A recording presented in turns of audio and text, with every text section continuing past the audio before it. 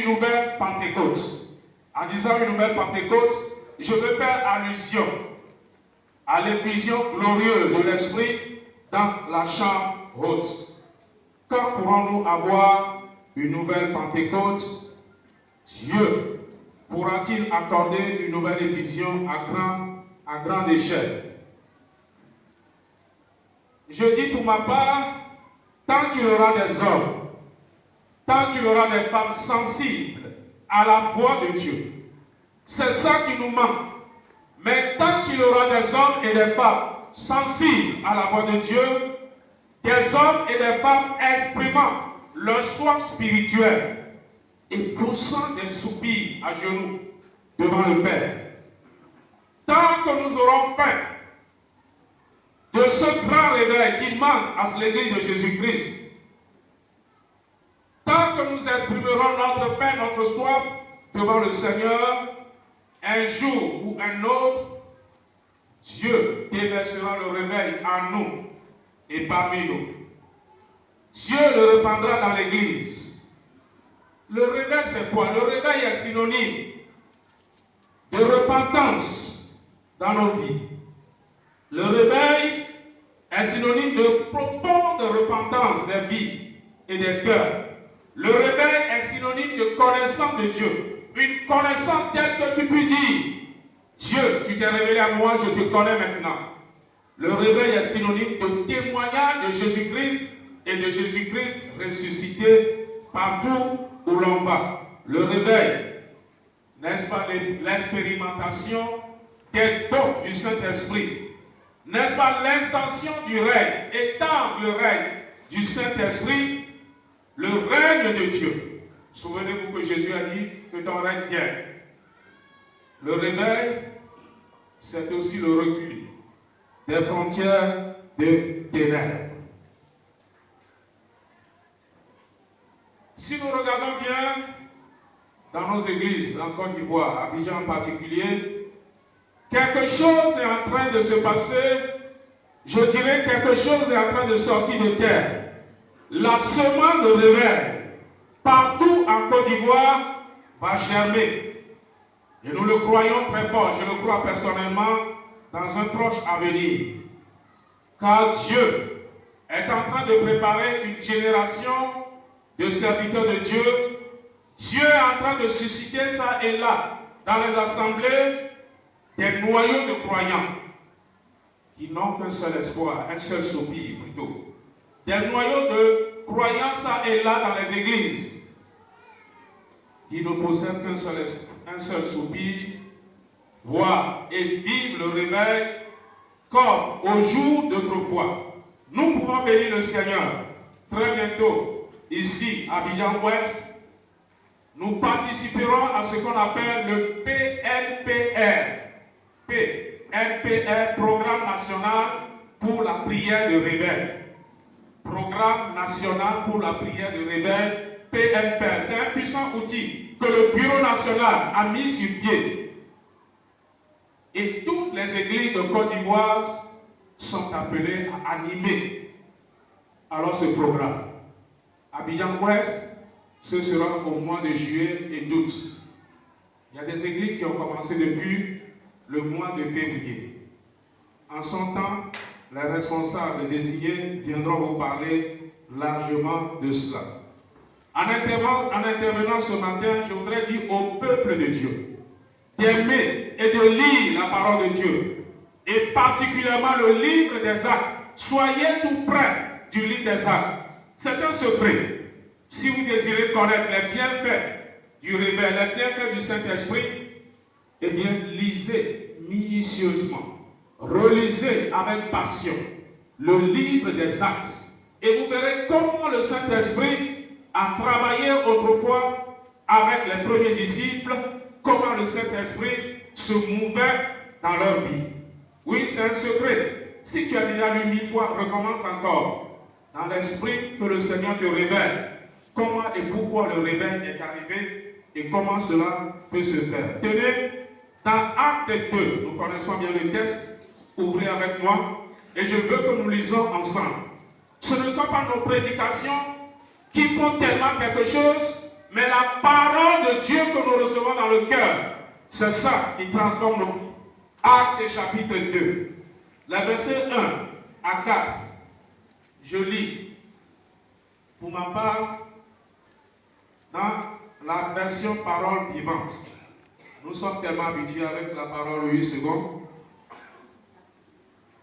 Écoutez la version parole vivante. Le jour de la Pentecôte arriva. Les disciples étaient tous rassemblés au même endroit. Tout à coup, un grand bruit survint du ciel. C'était comme si un violent coup de vent. Le 8 secondes dit un souffle violent. Ici, il a dit, c'était comme si un violent coup de vent s'abattait sur eux et remplissait toute la maison où ils se trouvaient assis. Au même moment, il vit apparaître des sortes de langues qui ressemblaient à des flamèches.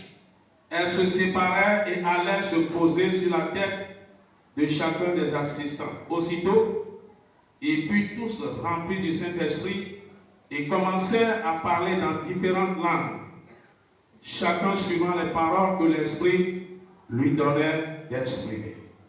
Voilà ce qui eut lieu le jour de la Pentecôte, où Dieu a honoré sa parole, où Dieu a honoré sa promesse. Frères et sœurs, si vous et moi nous étions là ce jour, dans la chambre haute, si tu étais là, si j'étais là, est-ce que nous serions touchés aussi ce jour? Est-ce que nous aurons été les heureux qui ont profité de l'effusion du Saint-Esprit ce jour? Comprenez, ce fut un jour mémorable, un jour jamais vécu par les disciples. Ce fut une expérience bouleversante, une expérience déterminante, une expérience transformatrice de leur vie et de l'avenir de l'œuvre que le Seigneur leur avait confiée. Le jour où le Saint-Esprit descendit, ce fut pour les disciples un tournant pour chacun dans leur ministère. Le jour où le Saint-Esprit descendit, le jour de la Pentecôte, c'était la promesse du Maître qui s'était concrétisée. C'était l'accomplissement des prophéties bibliques. Des prophéties bibliques. C'est pourquoi celui qui lit la parole de Dieu et qui s'y attache, il s'attend à ce que Dieu fasse quelque chose dans sa vie. Dieu accomplisse quelque chose en lui et autour de lui. Plus tard dans le verset 17, le même chapitre, nous allons lire beaucoup. Lisez avec moi. À partir du verset 17-18. Quand l'apôtre Pierre s'est tenu debout pour expliquer ce qui se passait au peuple qui avait accouru, il dit au verset 17, dans les derniers jours, dit Dieu, je répandrai de mon esprit sur toutes les chairs. Autrement dit, sur tous les humains. Vos fils et vos filles prophétiseront. Vos jeunes gens auront des visions et vos vieillards auront des songes. Oui, sur mes serviteurs, sur mes servantes, dans ces jours-là, je répandrai de mon esprit et ils prophétiseront. Voilà donc l'accomplissement de la prophétie, de la parole de Dieu, le jour de la Pentecôte. Bien-aimés, dans les derniers jours, et nous sommes aussi parvenus dans les derniers jours. Nous qui sommes rassemblés ce matin, nous faisons partie des fils et des filles de Dieu des derniers temps. La Bible proclame, la Bible annonce que Dieu répandra son esprit sur toutes chairs, sans distinction de race, sans distinction de sexe, ni d'âge, ni de condition sociale. Dieu a dit, je répandrai de mon esprit sur toi. Je répandrai de mon esprit sur l'église du Seigneur. Je répandrai de mon esprit sur les personnes affligées, sur les personnes qui cherchent Dieu, sur les personnes qui s'attendent à ce que Dieu accomplisse quelque chose dans leur vie. C'est pourquoi suivez avec moi, je vais faire une esquisse, c'est-à-dire un survol du récit des actes des apôtres dans les 5 premiers chapitres. Les 5 premiers chapitres, je vais faire un survol, des points saillants, pour que nous soyons situés, comprenant l'importance de l'effusion de l'Esprit. Premièrement, le jour de la Pentecôte même, le jour même où l'Esprit descendit, Pierre, rempli du Saint-Esprit, témoigne de la résurrection de Christ. Est-ce que vous voyez? Il témoigne le jour que l'Esprit descendit, que le peuple a couru. Pierre, témoin de la résurrection de Christ avec hardiesse, oui, avec assurance, avec persuasion et efficacité, devant une foule si innombrable. La foule était nombreuse. Plus tard, nous allons voir, on parle de 3000 personnes qui vont accepter le Seigneur. Ça veut dire qu'il y en avait plus. Pierre, rempli de l'Esprit, pouvait parler avec passion, pouvait parler avec détermination. Le résultat est extraordinaire. La Bible nous dit 3000 personnes, 3000 âmes ce jour se sont tournés vers le Christ, se sont tournés vers le Seigneur. Parce que ce n'était pas là la force de l'apôtre Pierre, mais l'Esprit qui était en lui, qui était sur lui et qui parlait par lui. Dans le verset 37, lisons ensemble jusqu'au verset 41.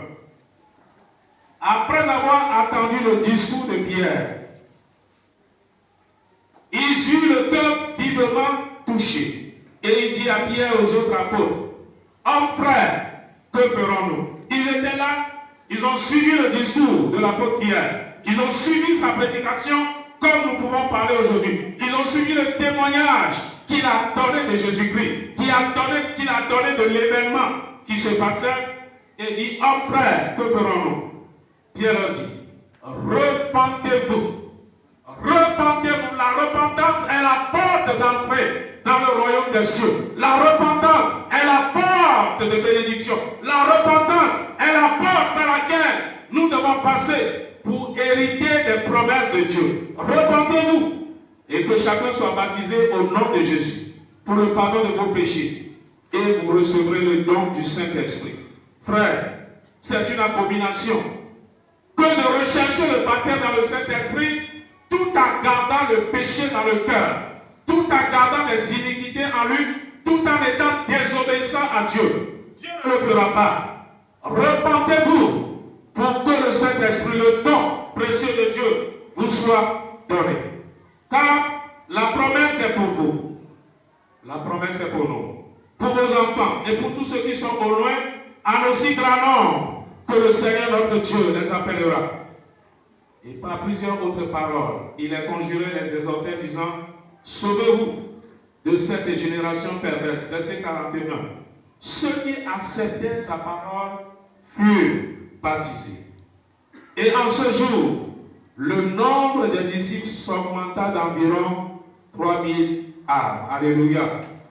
Alléluia. En ce jour, à l'issue de l'intervention de Pierre, 3000 personnes, nous l'avons dit, se sont tournés vers le Seigneur.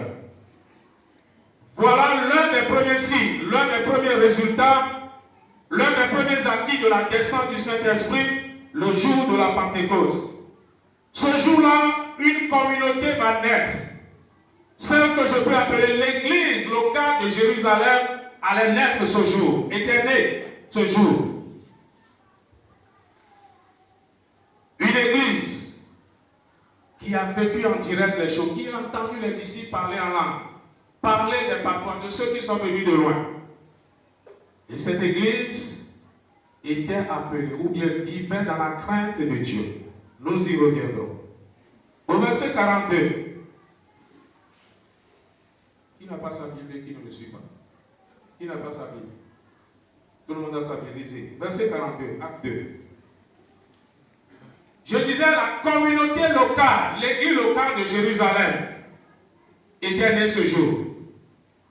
Elle était composée d'environ 3000 personnes. Verset 42, ils persévéraient dans l'enseignement des apôtres, dans la communion fraternelle, dans la fraction du pain et dans les prières. Je bénis Dieu que dimanche passé, le pasteur Paul vous a largement enseigné là-dessus. C'était ça ce dimanche passé ou bien le dimanche passé? Ce dimanche passé, ok. La crainte s'emparait de chacun et il se faisait beaucoup de prodiges et de miracles par les apôtres. Tous ceux qui croyaient étaient dans le même lieu, ils avaient tout en commun. Ils vendaient leurs propriétés et leurs biens et ils en partageaient le produit en tous, selon les besoins de chacun. Ils étaient chaque jour tous ensemble assidus au temple. Ils rompaient le pain dans la maison et prenaient leur nourriture avec joie et simplicité de cœur. C'est très important. Ils prenaient leur nourriture avec joie et simplicité de cœur. Nul ne se disait être au-dessus des autres. Louant Dieu et trouvant grâce auprès de tout le peuple. Et la fin du verset 47. Et le Seigneur ajoutait chaque jour à l'église ceux qui étaient sauvés. Chaque jour, le Saint-Esprit ramenait dans la maison de Dieu les personnes qui étaient sauvées, les personnes qui avaient confessé Jésus-Christ. Voilà dans les tout premiers jours de la Pentecôte ce que l'Esprit opérait dans l'église locale de Jérusalem. Mais comme pouvons-nous dire les jours, les mois, les semaines qui ont suivi le jour de la Pentecôte? Dans Acte 3, à partir du verset 1, Acte 3, vous allez comprendre, c'est des choses qui sont écrites. Si nous nous inscrivons dans ces choses, nous pouvons facilement avoir le réveil personnel. Pierre et Jean montaient ensemble au temple à l'heure de la prière. Pierre et Jean montaient ensemble. Autrement dit, ils étaient encore liés au temple de Jérusalem, quoique c'était la religion de judaïsme qui s'y pratiquait. Mais pour eux, participer à la prière communautaire, la prière ensemble, la prière avec les autres était si importante. Tu pries très bien chez toi à la maison. Mais quand des moments de prière sont convoqués, les mardis soirs, les jeudis soirs, les vendredis soirs, ta présence, votre présence, la présence de chacun est importante. Alors que nous dit le texte, verset 2, il y avait un homme de boiteux de naissance qu'on portait et qu'on plaçait tous les jours à la porte du temple, appelé la Belle, pour qu'il demandât l'aumône à ceux qui entraient dans le temple. Ceux en voyant Pierre et Jean qui allaient y entrer, leur demanda l'aumône. Pierre, de même que Jean fixa les yeux sur lui et dit, regarde-nous. Et il les regardait attentivement, s'attendant à recevoir d'eux quelque chose. Alors Pierre lui dit, je n'ai ni argent ni or, mais ce que j'ai, je te le donne. Au nom de Jésus-Christ de Nazareth, lève-toi et marche. Voyez, des miracles, des prodiges se produisaient après la Pentecôte. Et s'il a plu à Dieu de nous rapporter précisément ce cas du paralytique de naissance, Pierre dit, je n'ai ni or, ni argent, mais ce que j'ai, ce que je possède. Pierre avait reçu quelque chose le jour où l'Esprit descendit sur lui. Pierre avait quelque chose de plus précieux à donner à cet homme, plus précieux que l'or et l'argent. Je n'ai ni or ni argent. Bien-aimés, nous ne pouvons pas dire que nous avons reçu le Saint-Esprit et rester vide, et rester assis, et n'avoir rien à communiquer aux gens, et n'avoir rien à partager avec les autres. Quel grand de baptême de Saint-Esprit nous avons aujourd'hui. Il ne s'agit pas de trembler, et puis s'asseoir après. Ou bien de parler là, et puis s'asseoir en paix. Qu'est-ce que tu fais avec ton baptême dans le Saint-Esprit? Est-il authentique? Est-il authentique? Je partage quelquefois les doutes et les interrogations du pasteur principal. Toutes ces personnes rassemblées. Nous voulons bien. Le baptême dans le Saint-Esprit ou bien la chambre, c'est le bruit. D'accord? Mais est-ce que nous avons reçu quelque chose? As-tu réellement reçu quelque chose? Certains après on va trembler, j'ai été baptisé. Non. Le baptême du Saint-Esprit, initialement, c'est le parler là. Et cela se développe. Et cela doit s'accentuer après. Quel baptême du Saint-Esprit nous avons reçu? Je n'ai ni or ni argent. Mais ce que j'ai, le Saint-Esprit l'avait encore rempli. Le Saint-Esprit était encore sur eux. Je te le donne. Lève-toi et marche. Lève-toi et marche. Les théologiens peuvent dire beaucoup de choses là-dessus. Non, c'était le début de l'Église. Il fallait que Jésus ou bien Dieu accomplisse ces choses. Mais Dieu n'a pas changé. Dieu n'a pas changé. Et dans notre monde, il y a tellement de boiteux, il y a tellement de paralytiques, il y a tellement de gens enténébrés que nous avons besoin de leur donner ce qu'il y a de plus précieux en Christ Jésus. Lève-toi et marche. Je l'ai déjà dit une fois, c'est passé ici, au 3e siècle, au 4e siècle plutôt, un évêque qui se félicitait d'avoir beaucoup d'argent. Quelqu'un est venu chez lui, l'évêque était enfermé dans son bureau, il comptait, je ne sais pas s'il n'avait pas des trésoriers, comité de gestion, c'est lui qui fouettait les billets, les liasses de billets, les liasses de billets. Ça, ça lui dit, tu vois, on ne peut pas dire maintenant que l'église est pauvre. On ne peut pas dire maintenant que l'église manque d'argent. C'était déjà l'obscurantisme catholique qui naissait. L'évêque de dit, mais c'est vrai, les billets de banque sont là. Mais l'église ne peut pas dire à quelqu'un, lève-toi et marche. L'église ne peut pas dire à quelqu'un, lève-toi et marche. Parce que l'église s'est appauvrie. Il n'y avait plus rien en son sein. Bien aimés, les jours qui ont suivi la Pentecôte, la Bible nous rapporte dans Acte 3 la guérison du paralytique de naissance. Dans le même chapitre, nous pouvons lire l'arrestation suite à ce miracle de guérison, suite au témoignage que Pierre rendait encore au peuple. Pierre et Jean vont être arrêtés. Acte chapitre 4, verset 1. Ouvrez la page. Acte chapitre 4, verset 1. Tandis que Pierre et Jean parlaient au peuple, survinrent les sacrificateurs, le commandant du temple et les sadducéens, mécontents de ce qu'ils enseignaient le peuple, et annonçèrent à la personne de Jésus la résurrection des morts. Ils mirent les mains sur eux et ils les jetèrent en prison jusqu'au lendemain, car c'était déjà le soir. Cependant, beaucoup de ceux qui avaient entendu la parole crurent. Alléluia.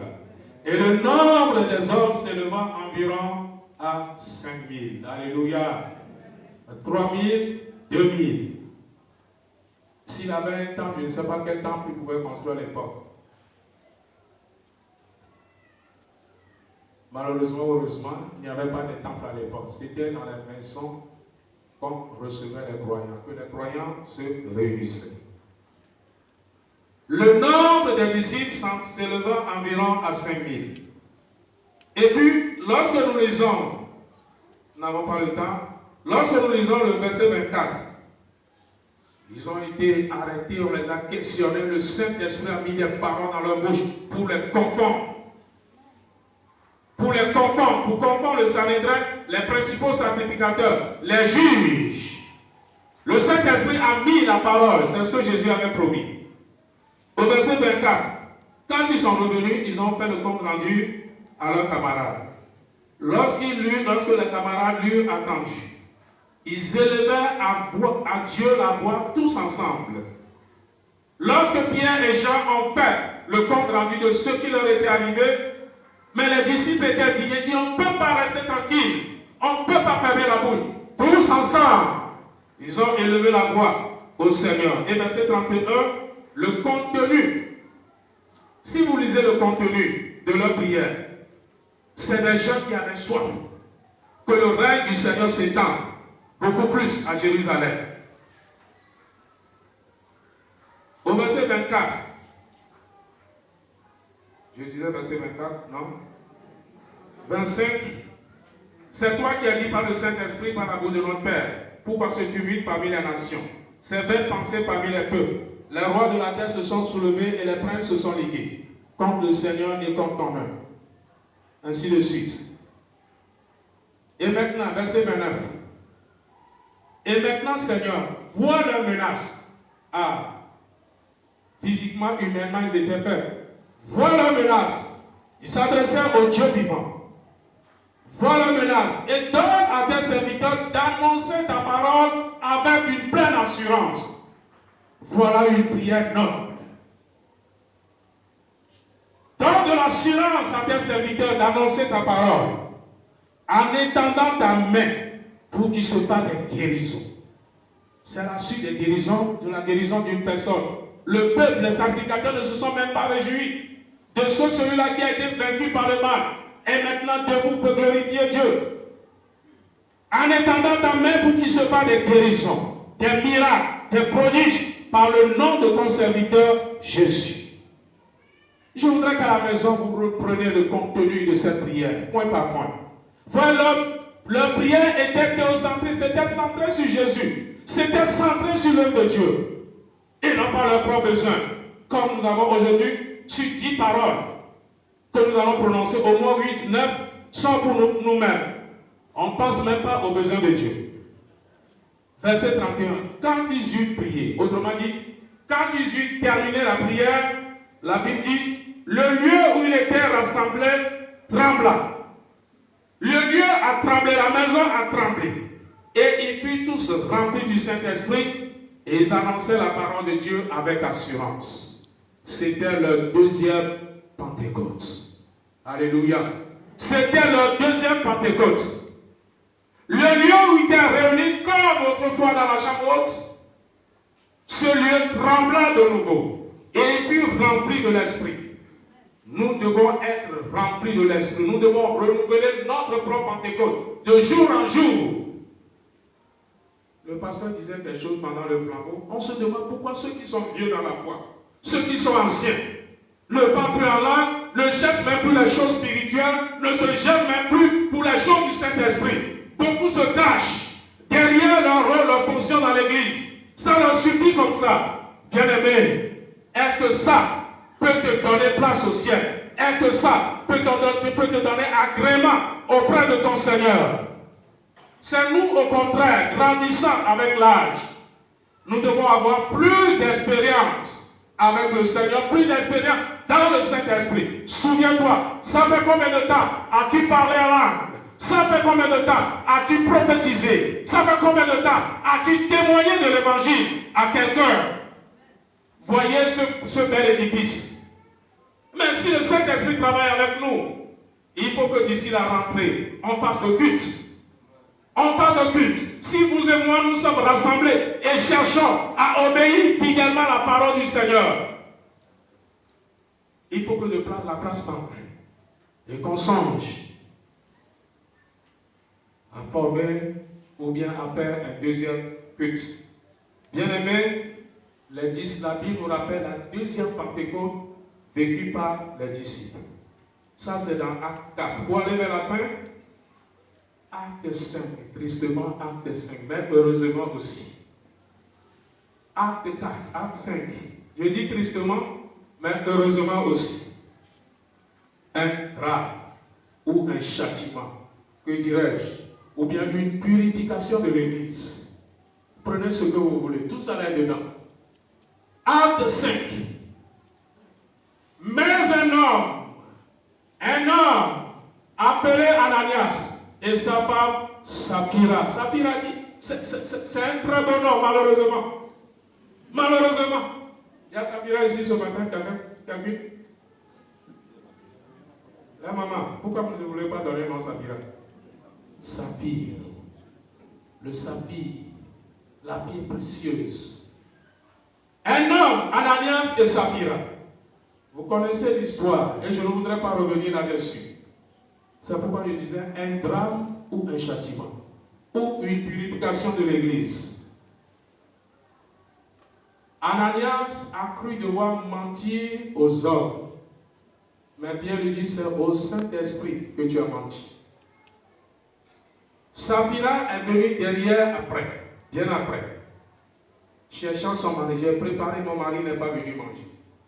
Pourquoi la réunion a duré comme ça? Qu'est-ce qu'il fait? Je sais, on m'a dit qu'il n'est pas sorti de la maison. On dit qu'il n'est pas sorti. Dis-moi, est-ce à ce prix que votre chambre, votre propriété a été vendue? Oui, révérend, oui, révérend. Eh bien, ceux qui ont porté ton mari, ils sont à la porte. Jeunes gens, venez la prendre. Oh, elle est tombée. Le souffle est coupé.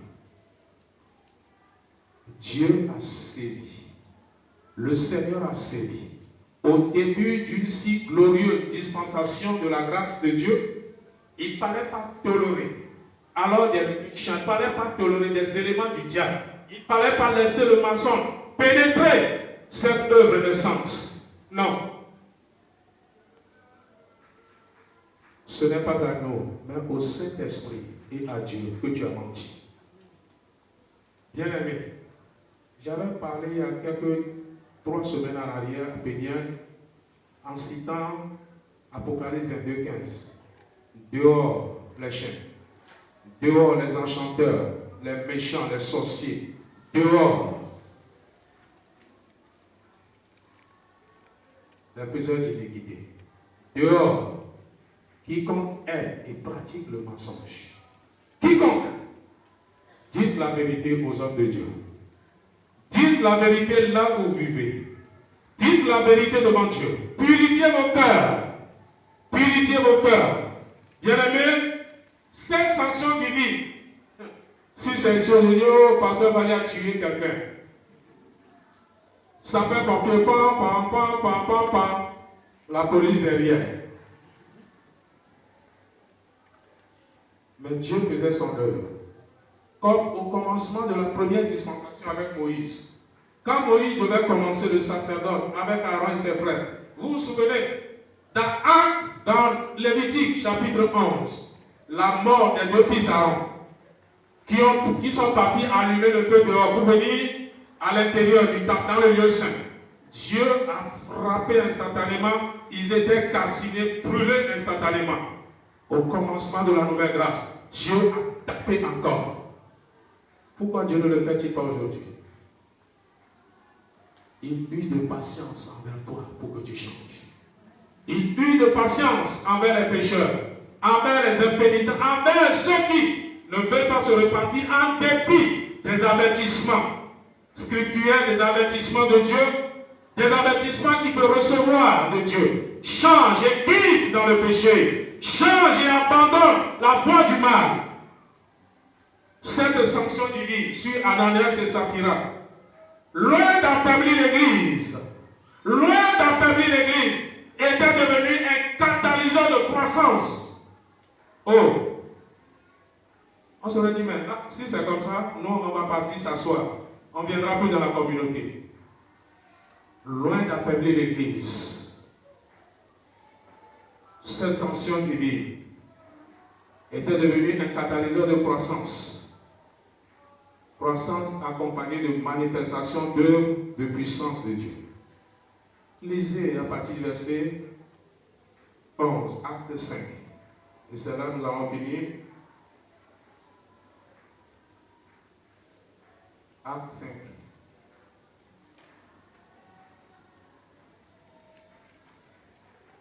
Une grande crainte. On a déjà enterré Ananias.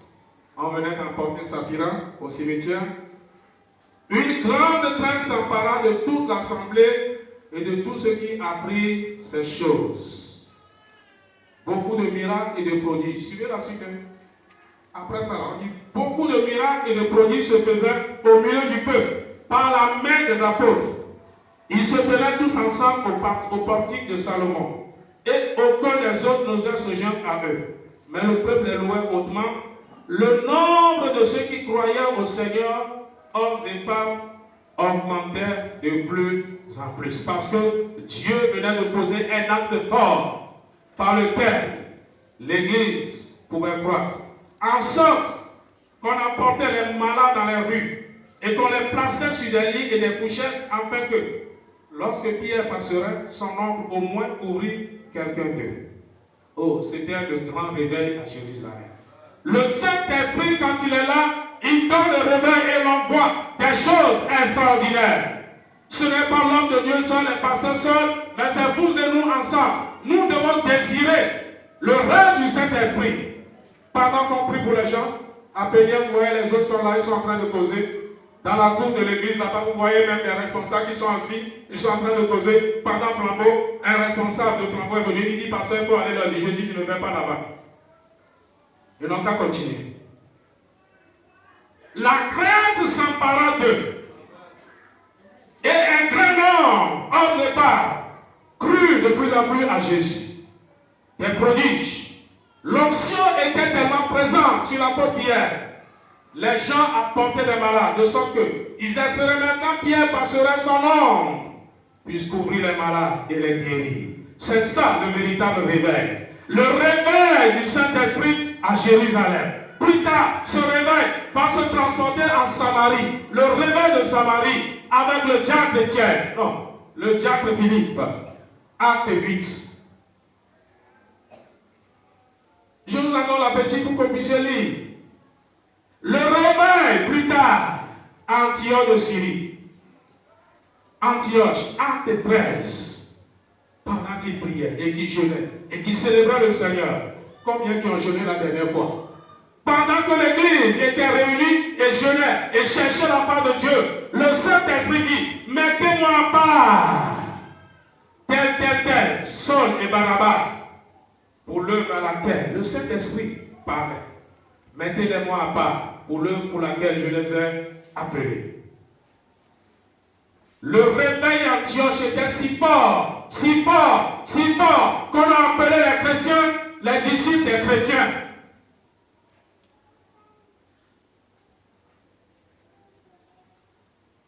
Et plus tard, le réveil à Éphèse par le Saint-Esprit.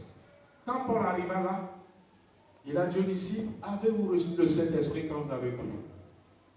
C'est-à-dire toute l'importance que l'équipe des apôtres accordait au Saint-Esprit. Parce que c'est important, ils l'ont reçu du Maître. Attendez jusqu'à ce que vous soyez revêtus. Attendez jusqu'à ce que vous soyez revêtus. Bien-aimés, l'être, ce que vous êtes là, c'est plus important que ce que vous faites dans l'église. Ce que vous êtes pour Dieu, c'est plus important. Avez-vous reçu le Saint-Esprit quand vous avez cru? Le réveil a éclaté plus tard à Éphèse. Lisez jusqu'au chapitre 19. Et quand vous arrivez au chapitre 20, l'apôtre Paul continue de leur parler toujours de la nécessité du Saint-Esprit. Et nous, voulons-nous réellement le réveil dans cette assemblée? Voulons-nous réellement vivre des choses extraordinaires, revivre les temps extraordinaires? Il suffit de croire. Au XXe siècle, le réveil a éclaté aux îles de Timor comme un souffle violent. J'avais déjà parlé de ce livre, si vous voyez payer, comme un souffle violent. Le réveil a éclaté au pays de Galles, en Angleterre. Le réveil a éclaté en Amérique. Le réveil de Topeka, Sousa Street, la rue de Sousa Street. Et nous, le réveil peut éclater. On va baptiser cette rue-là, je ne sais pas quel nom on donne. On peut baptiser. Quand les gens verront des choses extraordinaires. Bien aimés, je vous en prie. Désirons, ayons soif, exprimons notre soif. Soyons dans la prière, hommes et femmes. Partout. Ce n'est pas seulement un an on attend pour demander le réveil du Saint-Esprit chaque jour. Que Dieu nous bénisse. Je vous souhaite bonne lecture du livre des Actes. Recommencez depuis le début. Et voyez comment le Seigneur a travaillé. Lorsqu'il envoie le Saint-Esprit. Lorsque des hommes des papes disposés devant lui se sont donnés à lui pour qu'il travaille. Frère, y aura-t-il une autre vision? C'est possible. Une autre vision est possible. Si nous sommes disposés à le faire. Même que chacun commence en lui-même, que chacun ranime la flamme du don du Saint-Esprit en lui, et Dieu pourra faire quelque chose. Amen. Nous allons prier un peu seulement et laisser la place au